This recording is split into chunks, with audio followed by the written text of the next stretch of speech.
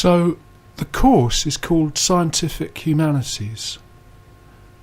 So is that that seems to be going the other way around to what you've just described, in that it's introducing science into humanities subjects? Yes, that's right. What it will be doing is it will be looking, I think, at how you use science in humanities and how that works both ways round. It's likely to be a double meaning, actually, if I know Bruno Latour.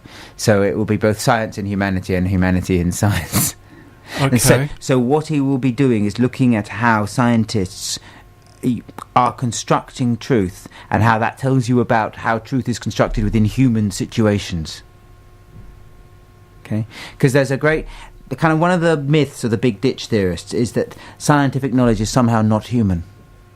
It's truth, it doesn't have to be human. And Bruno Latour is working from a tradition where actually it's a human artifact. So truth is a human artifact. It's constructed by people within a human situation.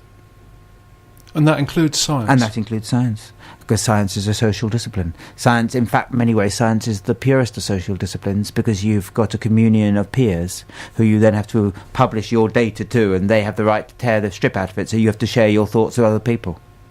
And actually setting up the kind of society that will allow you to share your thoughts with other people, the kind of sociology of a science that allows you to do that, is a complicated thing.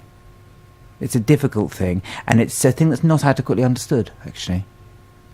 With my anthropologist head on, and Bruno Latour is doing it, and it is being understood, but it has not traditionally been understood because the people who are best suited at understanding it, who are probably the anthropologists, haven't been. So there are people who go in and they take part of it. By definition, aren't scientists.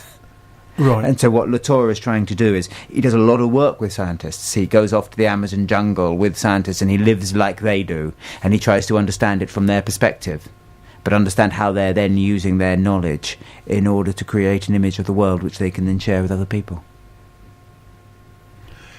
Have you got any thoughts about the web at this point? How the web is changing forms of communication, and whether it's being run by scientists or artists, and how that's going to go? Actually, of course, the web is being run by nutters. If we're speaking, the problem is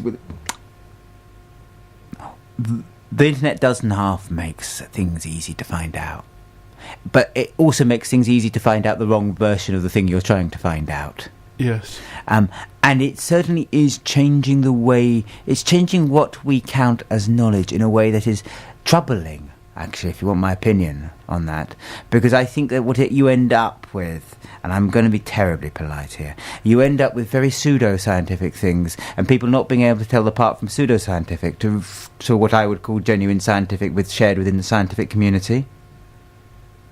Does that make sense? And so there are two webs. There's the kind of web that the scientists are using to share information amongst themselves, which may or may not be open. Often it isn't, because it's on JSTOR, so it's not that open, but you can get some stuff. Right. And then there's the stuff the rest of us are fed, who are then making up our own truths in our own ways and our own rhythms, somewhat underneath it, which can be any old nonsense, and some of it is absolutely right, and some of it is any old nonsense. But the technology's being used for the any old nonsense, as you put it. Yeah. They're maybe quite innovative, and some of them work. So that in terms of peer review, that might be just as effective as... No, it isn't. No, it isn't. Now, here you get the intellectual snob in me, I'm afraid, coming out, which is, there's a point about peer review. You're revered by your peers. The key is in the word. It's not in the word review, it's in the word peer. Anybody can review. I could review Einstein, it just wouldn't be worth anything. I haven't done the work. So my thoughts on Einstein are legitimate comments, but they don't mean anything to anybody else. The point about a scientific community is, in the best traditions of traditional societies, it's got a set of initiation rites. And if you can't perform the initiation rites, then your position in that society is questionable. But the initiation rites, of course, in science are all about knowledge. It's all about being able to understand what you're given. And if you're living in a world where you've got some people who can easily understand it, some people who can understand it with difficulty, some people who don't understand it, and some people who don't even understand they don't understand, but they're all making comment, and you can't necessarily tell from just looking at it which one you're on, you're in a difficult world.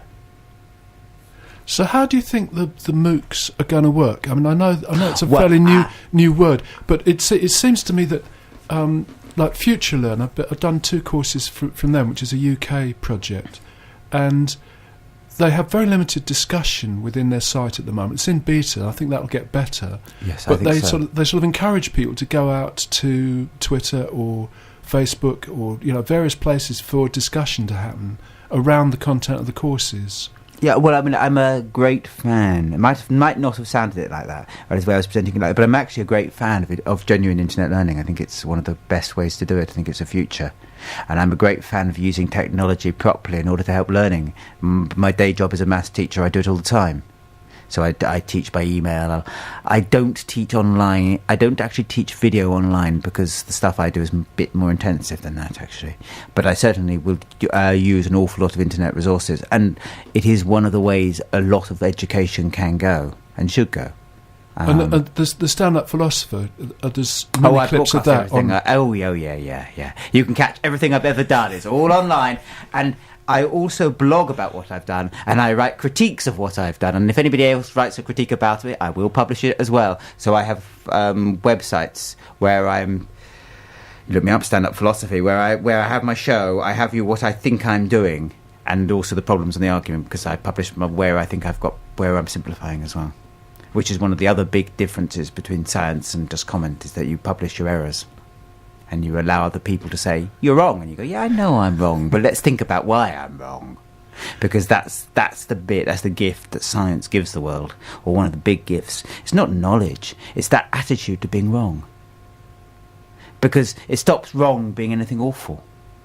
Wrong is something that allows you to think.